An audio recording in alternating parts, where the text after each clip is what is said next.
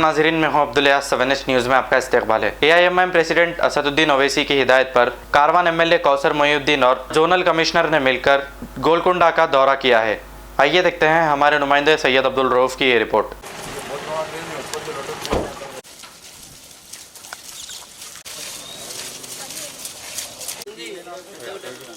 इसको क्या कर